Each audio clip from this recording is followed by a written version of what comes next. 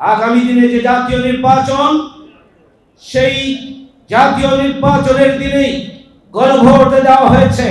আমরা বারবার দাবি জানিয়েছিলাম গণভোট এবং জাতীয় নির্বাচন একসাথে হতে পারে না।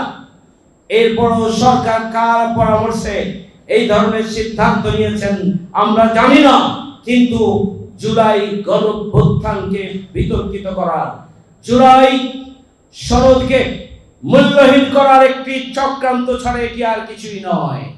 আগামী দিনে দেশের জনগণ সংস্কারের পক্ষে হা বলবে, ন্যায় এবং ইনসাফের পক্ষে হা বলবে, নতুন বাংলাদেশ প্রতিষ্ঠার পক্ষে হা বলবে। আগামী দিনে বৈষম্যহীন বাংলাদেশের পক্ষে হা বলবে।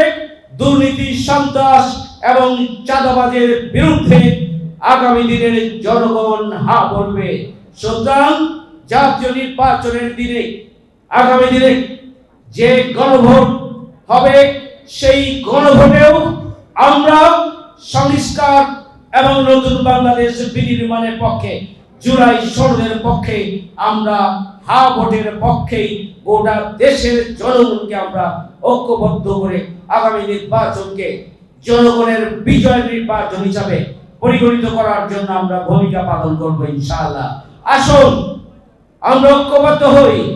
আসুন আগামী দিনে দুর্নীতি, সন্ত্রাস, চাঁদাবাজ, খুন এবং ধর্ষকদের বিরুদ্ধে ঐক্যবদ্ধ হই।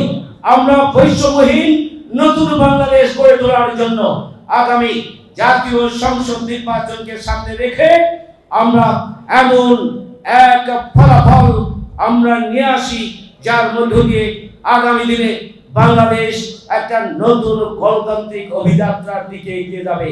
তাহলে আজকের আলোচনা সভা সার্থক হবে।